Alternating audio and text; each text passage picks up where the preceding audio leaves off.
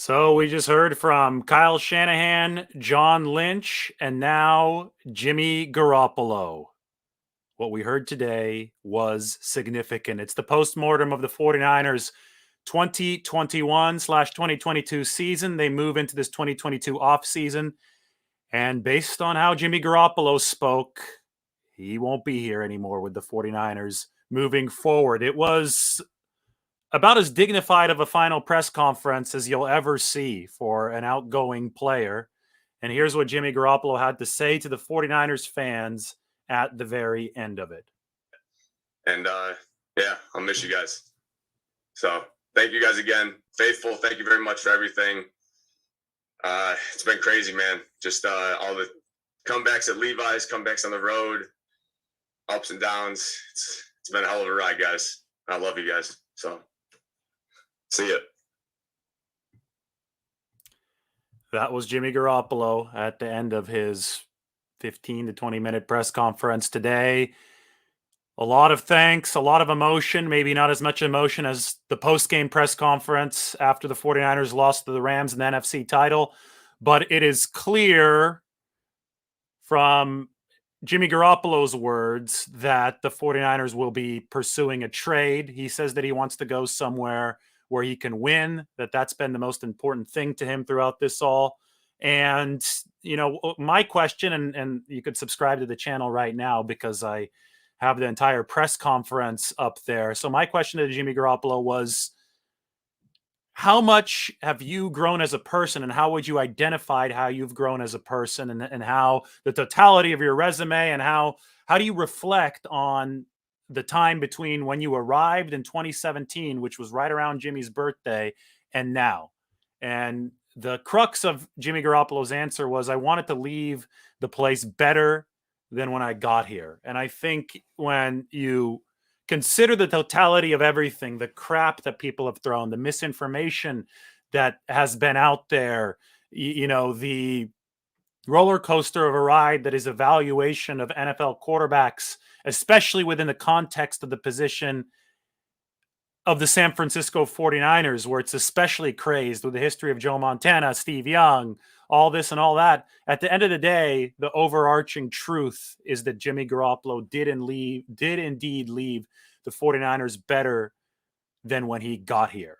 And that was his stated goal. That was something that he says is important to him wherever he goes, whether it be in high school, Rolling Meadows, Arlington Heights, Illinois, or college, Eastern Illinois, the FCS school where Jimmy Garoppolo threw for over 5,000 yards as a senior.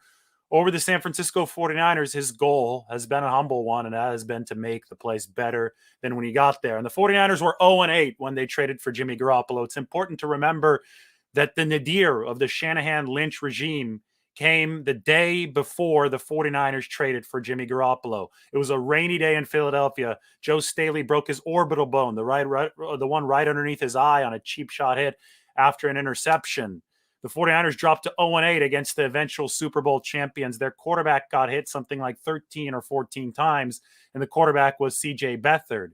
Yes, it was early in the Kyle Shanahan, John Lynch regime. So, yes, there was a longer leash for them, right? There was an expectation that it would take a while to turn around. But to turn something around, you actually have to have the players and the contributions to turn it around. You can't just say that it's going to turn around and it magically will happen. You have to bring in the personalities and the talent that's actually going to get the job done. And it just so happens that the day after that low point in the Philadelphia rain against the eventual Super Bowl champions in a game that the 49ers got blown out, when Kyle Shanahan was gloomy in that Lincoln Financial Field media room, the 49ers made the move to trade for Jimmy Garoppolo. And ever since then, they've been 37-16 with Jimmy Garoppolo starting and 6-28 without him starting. Ever since then, in the 2 seasons that Jimmy Garoppolo finished healthy or healthy enough to play, the 49ers have made it to at least the NFC title game and once to the Super Bowl. So health was obviously the big issue with Jimmy Garoppolo. He wasn't able to consistently stay healthy, and that's why the 49ers made the move to trade up to number 3 for Trey Lance. There are other reasons as well, especially financial ones, which is why they're likely going to be moving on and making the trade to save $25 million in cap room moving forward because they want to build as sustainable of a roster possible, needing to pay Deebo Samuel and Nick Bosa this offseason under a salary cap crunch. It's still a COVID-related salary cap crunch, and that cap isn't expected to skyrocket until 2023.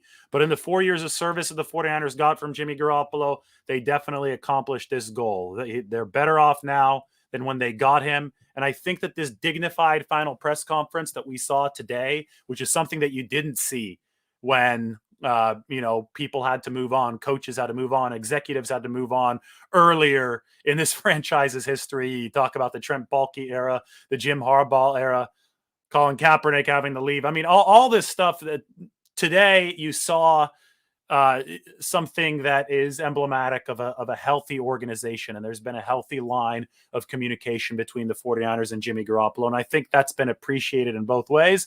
And a lot of that led to this season's success, with the 49ers being in a position to have both Jimmy Garoppolo and Trey Lance on their roster and to bring their quarterback plan into full fruition. A lot of people doubted this quarterback plan in 2021, but I think it worked as well as the 49ers imagined that it would. They added Alex Smith, Patrick Mahomes like dynamic in that quarterback room. Trey Lance even said yesterday that Jimmy Garoppolo will forever be one of his best friends. Jimmy Garoppolo today was very complimentary of Trey Lance, saying that it could have been a whole lot worse if Trey Lance came in entitled, if he came in, thinking that something was, supposed to be given to him. But no, Trey Lance came in, was studious. He appreciated the chance to learn under Jimmy Garoppolo, and he soaked up every last minute of it. So the compliments going back and forth, the dignified final presser shows that the 49ers have built a healthy culture full of, individuals and men who respect each other, respect the organization, respect the game. And that's going to serve this team well. It has already served them well. There was a Super Bowl appearance 2 seasons ago, and the 49ers were able to walk the tightrope this year from adversity all the way to the NFC Championship game, thanks to the quality of the locker room. They're also able to walk the tightrope of the quarterback situation, having both Jimmy Garoppolo and Trey Lance in there, because let's be honest, Trey needed the experience on the bench this year. He hadn't even taken a 7-step drop up until this season, which is a primary ingredient of Shanahan's play action. So the 49ers didn't want to throw Trey out there against NFL defenses so raw coming out of an FCS school in North Dakota State. No matter what people said through training camp over the course of the season, anybody who understood the dynamics of football knew that the 49ers didn't want to do that. And they also wanted to compete with all the one-year deals that they had executed. Garoppolo gave them the best chance to compete, and Garoppolo took the fans and the organization on a hell of a ride. Not only in his 4 years where the 49ers did this with him and did that without him, but also this season. They got all the way to the NFC Championship game. They crawled out of a very inopportune start to make it to the NFC Championship game, and Garoppolo did it with a torn ligament in his thumb. So from an objective point of view, if you're not objective, you won't recognize this. But if you're objective, you'll recognize that the 49ers value the contributions that Jimmy Garoppolo gave them, that he was a good quarterback, plus efficiency, plus in the win column, plus whatever you want, and that he played hurt. He gave it his all to get the 49ers the memories that they attained this year. And what memories, you might ask? Well, they became the first team in NFL history to win 3 straight games on the road against teams with 12 or more wins. They beat the Rams to get into the playoffs, elimination game. They beat the Green Bay Packers, and they beat the Dallas Cowboys. Not in that order. I guess the Cowboys came before the Packers, but you get the idea. It was the first time in NFL history that the 49ers beat both the Cowboys and the Packers on the road in the postseason, or period in the postseason. Playoff victories are extremely hard to come by. In fact, if you look at quarterbacks and playoff victories before this season, John Brodie had 1 back in the 1970s. Joe Montana had his playoff victory over the Chicago Bears in that 1988 season. So Joe Montana only had 1. Steve Young didn't have a road playoff victory. Nothing for Steve Young over the course of his career, right? So you go back before this season, illustrious 49ers quarterbacks, Brodie and Montana, only had 1 apiece. Colin Kaepernick then was able to notch the 2012 NFC Championship against the Falcons, and then he was able to get 2 road playoff victories in 2013 against first the Green Bay Packers in the wild card round, and then the Carolina Panthers in the divisional round. So entering this season, it was only 4. No, let me do my math here. There was only 5 road playoff wins for the 49ers, 3 for Kaepernick, 1 for Montana, 1 for Brody. Well, you think about what happened in this season, Jimmy Garoppolo was the quarterback for 2 road playoff wins in 1 season. And it was over the hated Cowboys and the hated Packers, at least as far as 49ers fans are concerned. So and that was with a torn thumb ligament and a hurt shoulder. So there has to be some appreciation, a lot of appreciation for what the 49ers got. And I think there is from the majority of people. But just to put things in context, that's why this final presser was so dignified. That's why Garoppolo is able to say that he leaves the 49ers better than when he got here. And there's also something to be said about this.